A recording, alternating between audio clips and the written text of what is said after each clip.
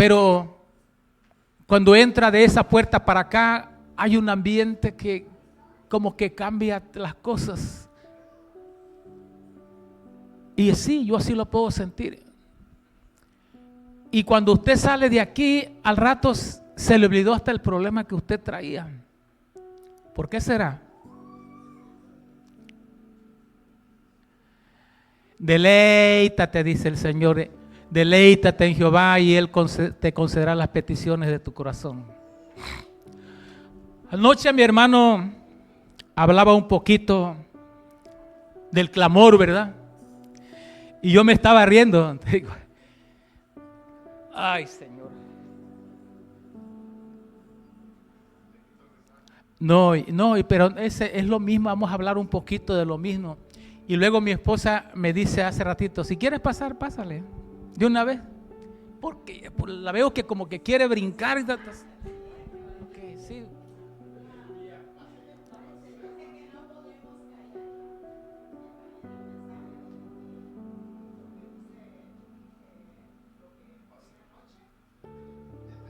De Jeremías.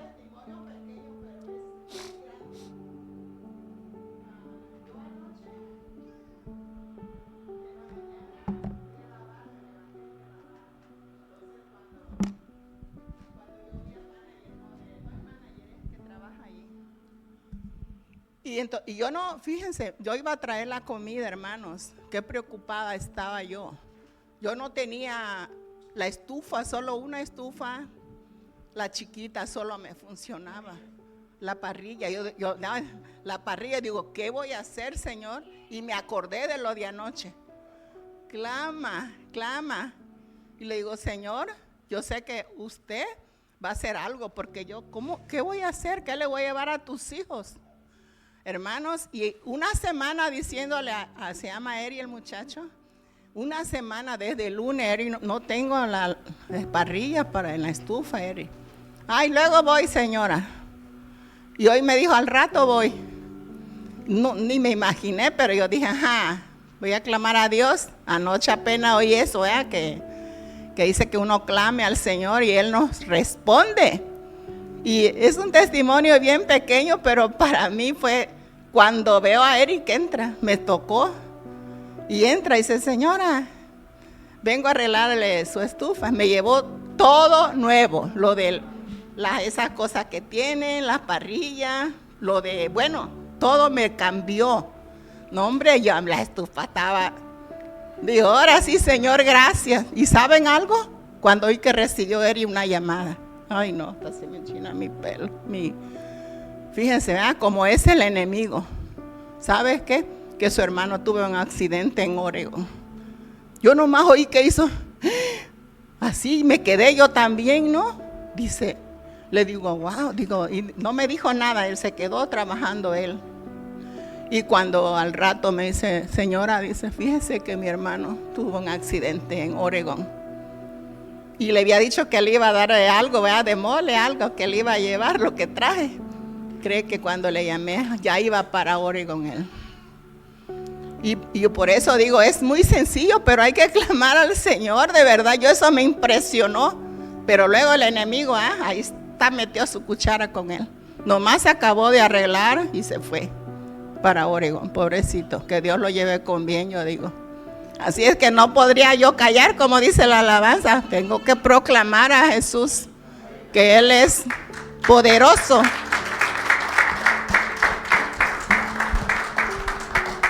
Amén. Si le llaman antes, ya no arregla la estufa. Amén. Bueno, usted y yo vamos a seguir. Abra su Biblia en el libro de Mateo. Mateo 27.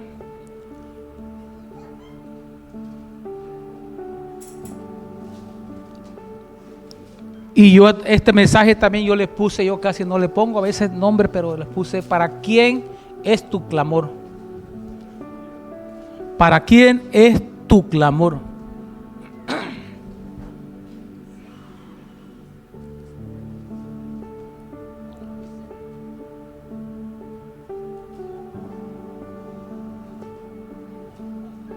Cuando ya todo lo tengan, me dicen un amén. Dice el versículo 44, habla de la crucifixión de nuestro Señor Jesucristo. 44 dice así, lo vamos a leer, honrando al Padre, al Hijo y al Espíritu Santo. Dice, lo mismo la injuriaban también los ladrones que estaban crucificados con él. Y desde la hora sexta hubo tinieblas sobre toda la tierra hasta la hora novena. Y cerca de la hora novena Jesús clamó a gran voz, diciendo, Elí, Elí, lama sabactani. Esto es, Dios mío, ¿por qué me has desamparado? Hasta allí, hermano. Padre, te damos gracias. Hoy este día recordamos la muerte de tu Hijo y su resurrección. Padre, ¿qué más podemos ofrecerte? No podemos pagar, no tenemos con qué pagar ese favor tan grande. Pero sí podemos darte gracias por ese sacrificio de tu Hijo. Gracias por ese plan tan poderoso en el cual fuimos incluidos nosotros para poder ser salvos. Hoy celebramos ese gran triunfo y que no fue en vano el sacrificio de su Hijo. Lo valoramos en nuestro corazón, lo atesoramos y te decimos, Padre, que lo amamos. Te amamos, Señor. Amamos todo lo tuyo, porque todo nos ha hecho bien, todo ha sido para bien. Has cambiado nuestras vidas, has cambiado nuestro caminar, has cambiado tantas cosas y aún no terminas de seguir cambiando todo aquello que a ti no te agrada. Padre, yo abro mi corazón ante ti, ante cada uno de mis hermanos, y el privilegio que me das de pararme delante de ellos, de esta iglesia que tú has levantado en este lugar, con hombres y mujeres temerosos de Dios, que aman tu palabra, Señor, que te aman a ti. Condúcenos, Espíritu Santo, toma control todo momento que estamos aquí en este lugar, que cada uno de nosotros podamos sentir, Señor, ese amor tuyo por todo lo que hiciste en nuestras vidas. En el nombre de Jesús, háblanos, síguenos hablando. Gracias, Señor. Gracias. Gracias.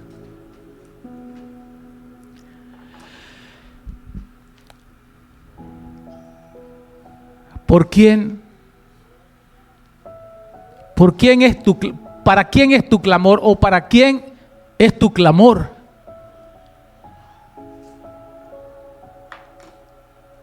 Nosotros hemos conocido al Dios que nos dio la vida. Y aún muchos han escuchado tantas cosas que se ha hablado de Él, pero no lo valoran. Tampoco lo toman en mucha estima.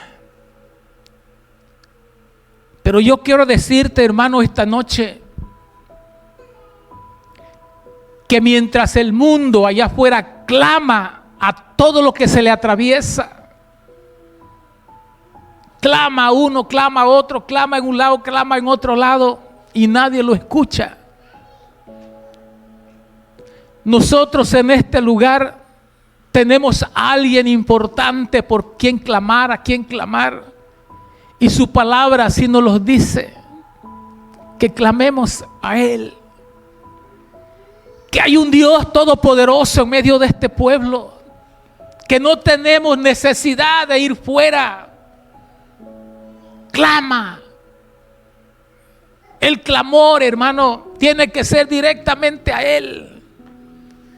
Porque Él fue el que dio la vida por nosotros. Nos ama, hermano. Te ama. Cuando Jesús fue aprehendido por los soldados, cuando Judas lo entregó, está en Mateo 26,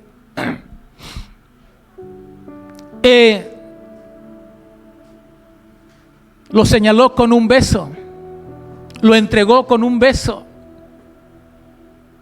y lo tomaron los soldados. Pero hubo alguien que quiso defenderlo.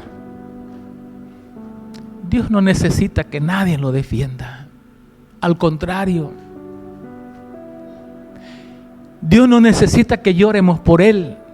Al contrario, Él llora por nosotros. Se levantó alguien con su espada, quiso defender al Señor, mochándole la oreja a uno de los soldados. Y le dijo él: no es así. No es así. Es que era el proceso que tenía que pasar. Estaba escrito que todo eso iba a padecer, iba a ser aprendido. Había llegado el momento crucial, había llegado el momento decisivo. Había llegado ese momento que el Señor Jesucristo esperaba. Él sabía todo lo que iba a pasar, porque Él conocía los pensamientos del hombre. Lo llevaron con Pilato.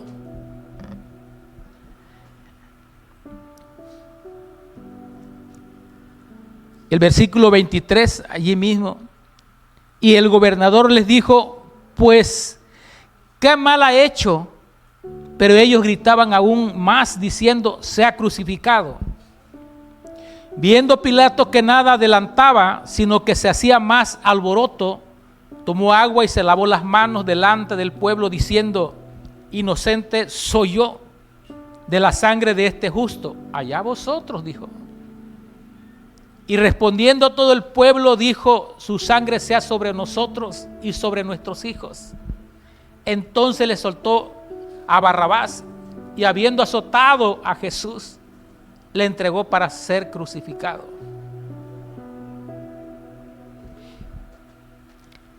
¿Por qué soltar a un delincuente y no soltarlo a él, que era inocente?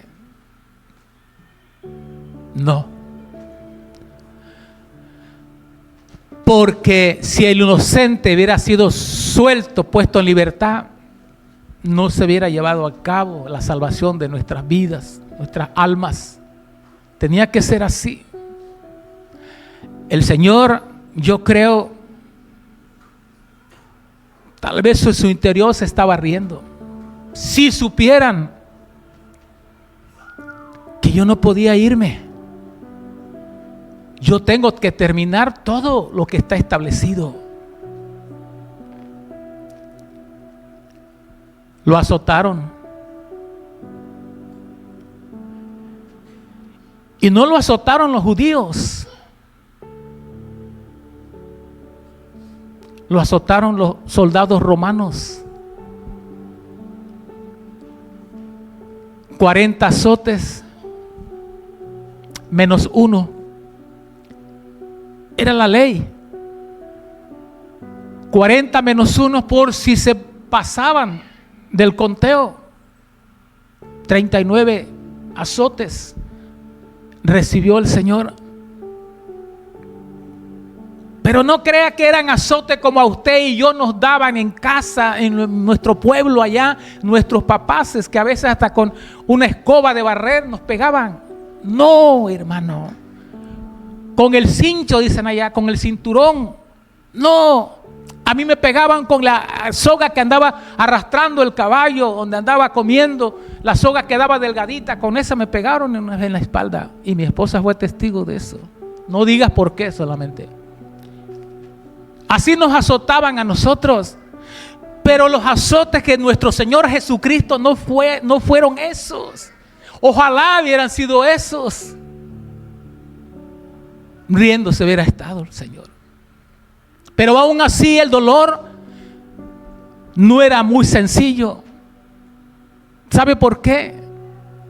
Porque el instrumento que usaban para azotar a la persona que iba a ser llevada a la cruz, y con lo que azotaron a nuestro Señor Jesucristo, era un instrumento que tenía como hilos, no era como varias hebras, y en la punta tenían fragmentos de fierro en forma de cruz, picos, que al momento de pegar el golpe jalaban el látigo y se traían los pedazos de piel de su cuerpo. No era fácil. Yo creo un solo golpe hubiera aguantado y yo hubiera terminado en el suelo, tal vez muerto. Era tan cruel el castigo, hermano. Y la gente que estaba de acuerdo se reía, se divertía, se gozaban. Pero aquellos que lo amaban sufrían el silencio sin poder hacer nada. Pero no había nadie que lo salvara. Sí. Hermanos, y cuando Pedro le mochó la oreja a aquel soldado, dijo: ¿tú crees que yo no podría llamar a mi padre y me mande una docena de legiones de ángeles? No, pero no quiero eso. Él tenía quien lo defendiera. Y cada latigazo que él recibía, hermano, es como lo que dice en Isaías 53:4. Por sus llagas fuimos nosotros curados. Cada azote, cada herida que recibía en su cuerpo era para la sanidad de muchas enfermedades que había en el mundo. Cada azote que recibía tenía un significado, hermano. No era nomás por azotarlo. Él sabía, él tenía que soportar. Había muchas enfermedades que él tenía que sanar. Tal vez usted no había pensado en eso. Tal vez usted había pensado solamente que fue azotado y ya solamente porque se lo merecía él. No, había un propósito. Había un propósito grande, hermano. Isaías 53:4 dice: ciertamente él llevó nuestras enfermedades y sufrió nuestros dolores. Y nosotros le tuvimos por azotado, por herido de Dios y abatido. Mas el herido fue por nuestras rebeliones, molido por nuestros pecados. El castigo de nuestra paz fue sobre él, y por su llaga fuimos nosotros curados. Él llevó nuestro castigo. Él pagó por nosotros en esa cruz cuando fue azotado. Cada azote decía: es por ellos. Cada azote que recibía era por usted y por mí. ¿Para qué? Porque tenía que hacer ese sacrificio para que usted y yo fuéramos libres de pasar ese proceso. Lo pasó él. Porque nosotros tal vez no hubiéramos soportado, no hubiéramos aguantado. Era tan duro todo eso que solamente de pensar. Y si usted hubiera estado parado allí mirando el sacrificio, el sufrimiento de él. Muchos son tan débiles que no pueden ver sangre. Tal vez usted se hubiera desmayado allí. Tal vez usted hubiera caído de la impresión de ver todo. Yo creo como su cuerpo desgarrado, hecho pedazos. Cada jalón, cada golpe y cada jalón se llevaba las tiras de carne. Y él soportando todo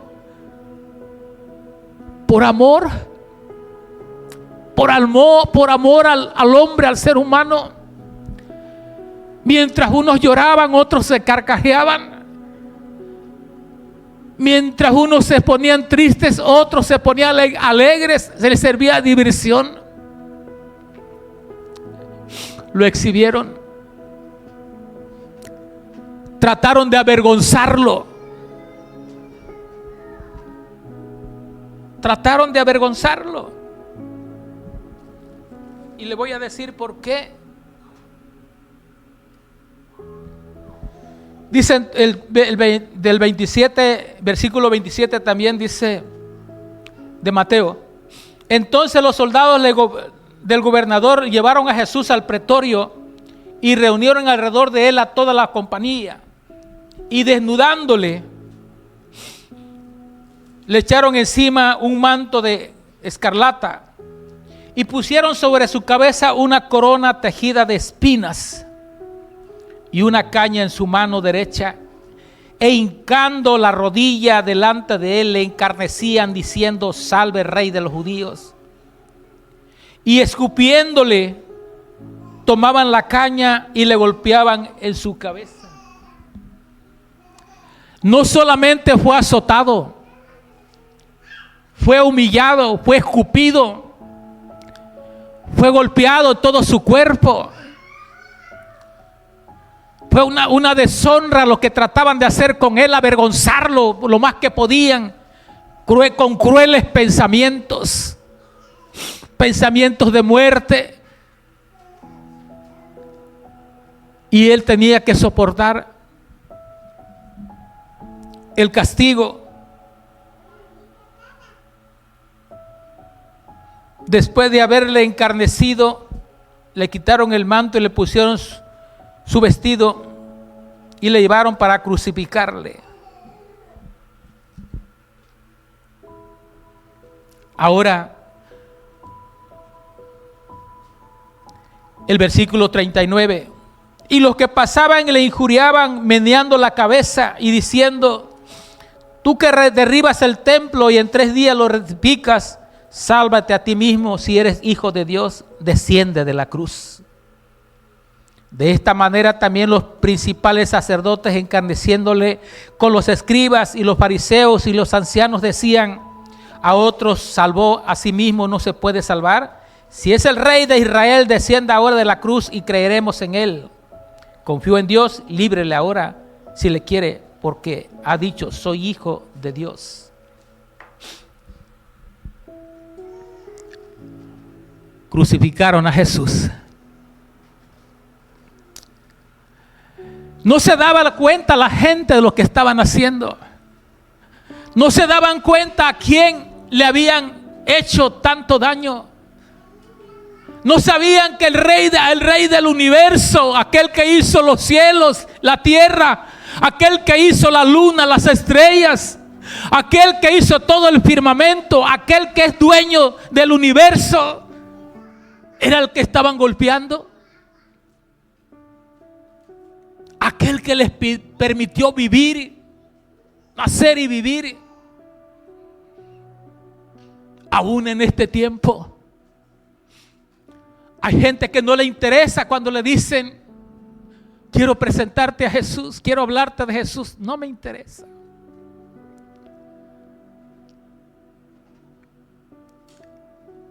Por eso en un salmo dice: estad quietos y mirad que yo soy Dios. O sea, así como te di la vida, te la puedo quitar en cualquier momento también. Así como te he dejado vivir tantos años, también yo te puedo quitar lo que te di. Te he permitido nacer, te has hecho grande en esta gran nación, has gozado de tantos privilegios, has hecho riquezas, ahora te sientes grande.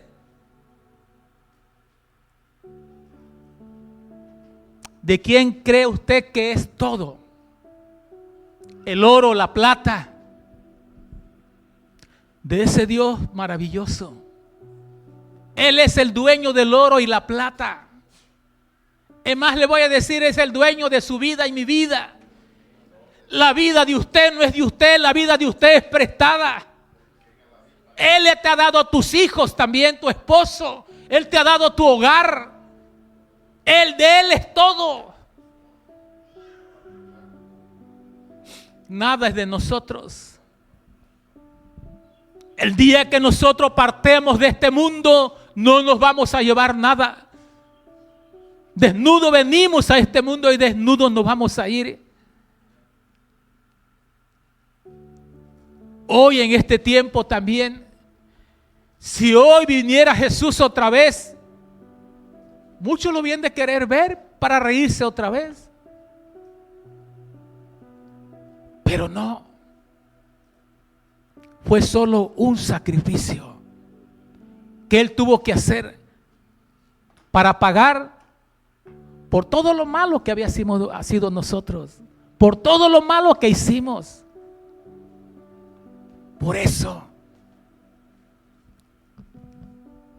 Por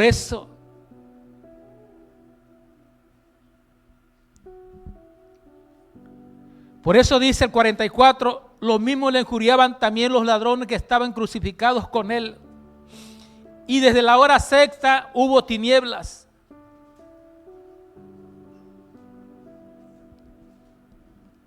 Esto muchas veces, si usted lo lee, hermano, léalo. Y usted lo lee así bien quedito. Desde la hora sexta hasta la hora novena, de las 12 del día hasta las 3 de la tarde.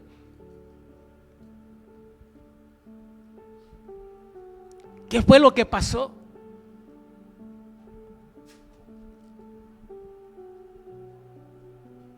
Cerca de la hora novena, dice, Jesús clamó a gran voz. Clamó a gran voz. Él no clamó a ningún gobierno que lo fuera a liberar. Él clamó a su Padre de los cielos porque su Padre estaba mirando. En ese momento, hermano, el Padre estaba de pie. Estaba mirando el sacrificio de su Hijo. Estaba mirando que estaba a punto de lograr todo lo que se había propuesto hacer por usted y por mí. Se levantó. Él no clamó más que a su Padre. Clamó a gran voz. Hubo un momento como hombre que el Señor se sintió solo, abandonado. Ese momento había llegado, el momento decisivo, el momento que fue cargado y puesto el pecado del ser humano sobre toda su humanidad. Era pesado, era duro.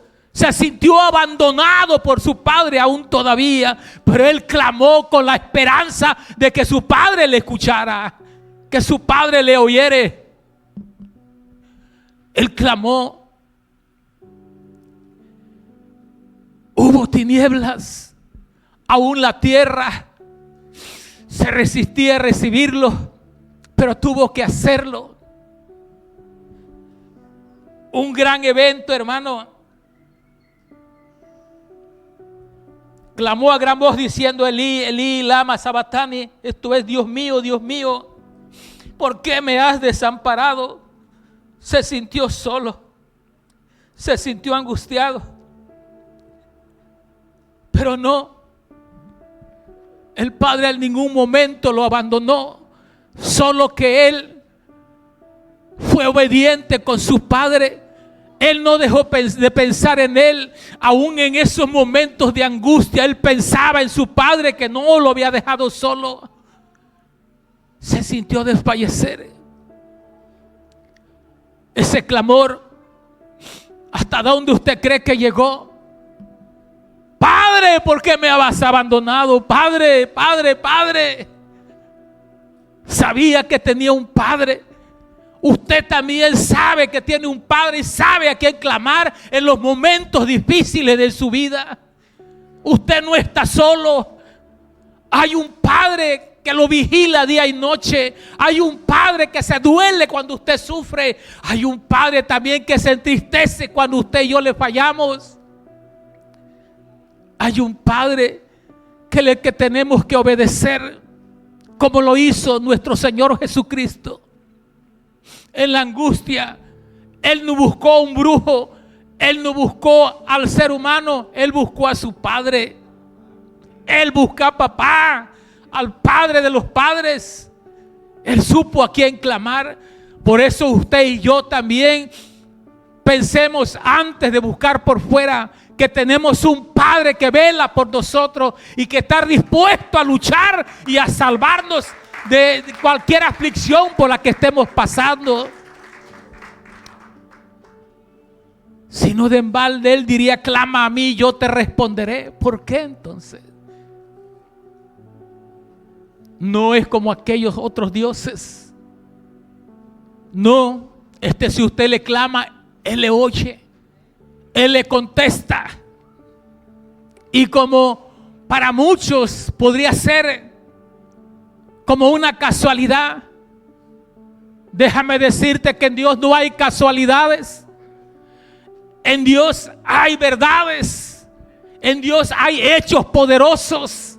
En Dios hay todo posible, lo imposible para el hombre.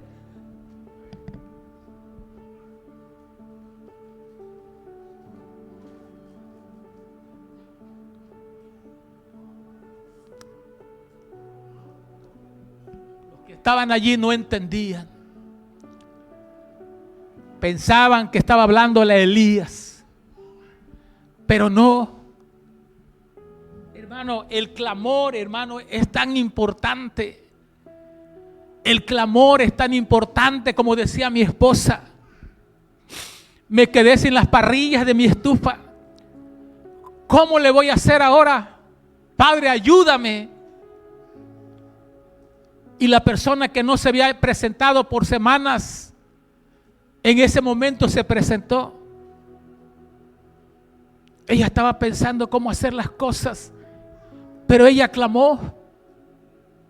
Y no solamente a ella le puede contestar Dios, también a usted le puede contestar Dios. En cualquier momento que usted clame a Él, Él está presente allí.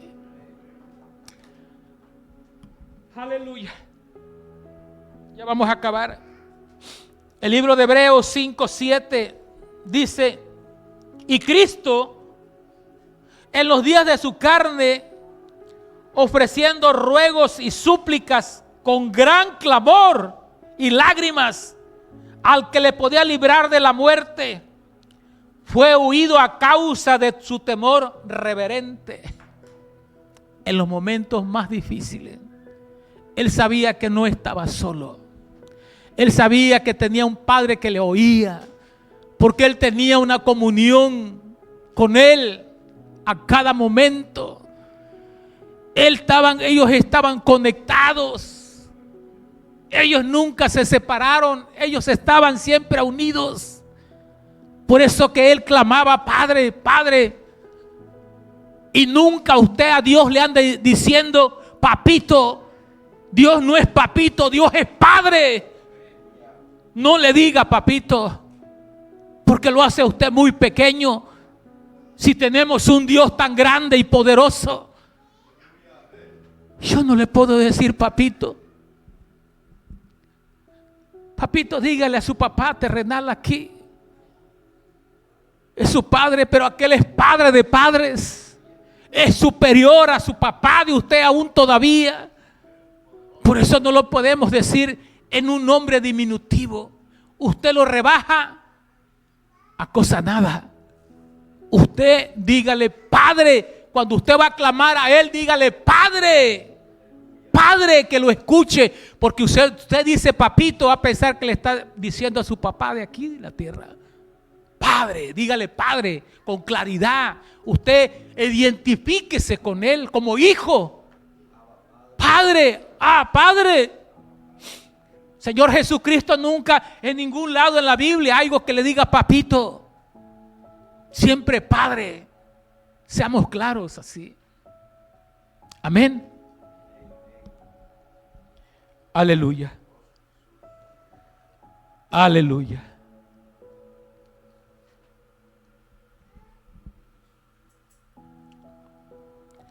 Mas el herido fue por nuestras rebeliones, molido por nuestros pecados. Isaías 53. El castigo de nuestra paz fue sobre él y por su llaga fuimos nosotros curados. Esos azotes traían sanidad a nuestras vidas. Esos azotes tienen que significar mucho para usted. Acuérdese. Por eso el Señor tuvo que sufrir, padecer todo eso. Era para sanarnos a nosotros, para hacernos sanos.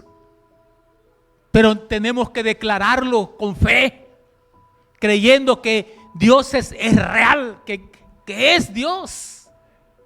Yo aún hasta la palabra existe, me pesa mucho decirlo porque lo que existe es usted y yo y todo lo que Dios hizo. Pero Él es real. Él es real. Él es Dios. Y no lo podemos comparar con nadie.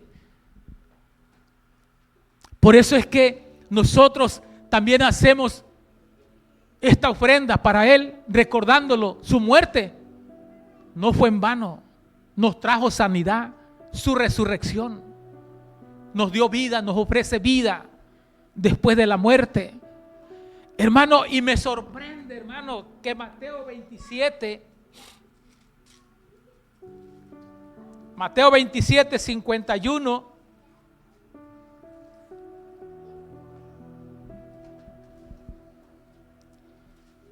¿Qué pasó, hermano?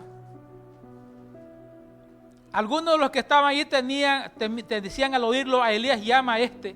Y al instante, corriendo, uno de ellos tomó una esponja y le empapó de vinagre y poniéndole en una caña le dio a beber.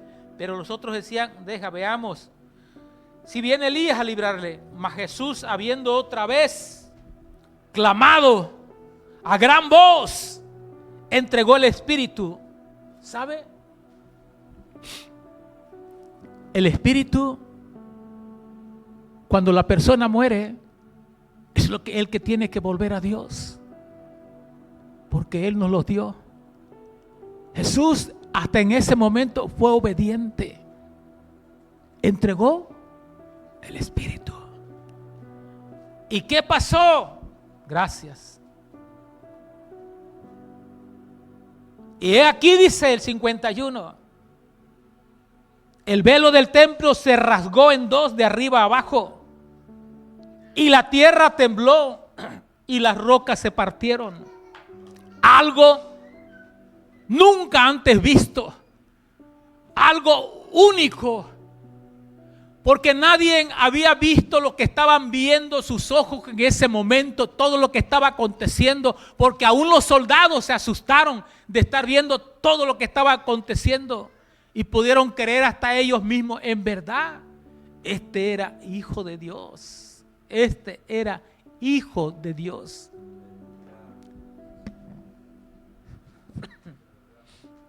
El velo del templo se rasgó en dos de arriba abajo. ¿Qué nos traía eso a nosotros? Al abrirse ese velo no era cualquier velo, era un velo, un material muy fuerte que se abrió. Ese no cualquier viento lo podía rasgar, ni aún jalándolo uno con otro. Ese velo se abrió porque un poder muy fuerte lo tuvo que abrir, lo tuvo que romper. Se rompió cuando Jesús entregó el Espíritu, como diciendo: está hecho. Está hecho. Con mi sacrificio yo abro la puerta para que el hombre ahora tenga acceso directamente a Dios, al Padre. Eso venía siendo la muerte de nuestro Señor Jesucristo. Ahora se había limpiado la maldición que veníamos arrastrando desde el libro de Génesis. Se había perdido esa comunión con Dios, el hombre. El pecado separaba al hombre de Dios.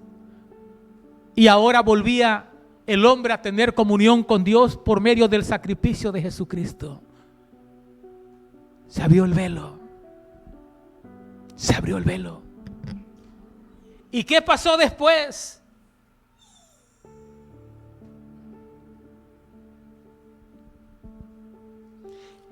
Y se abrieron los sepulcros y muchos cuerpos de santos que habían dormido se levantaron.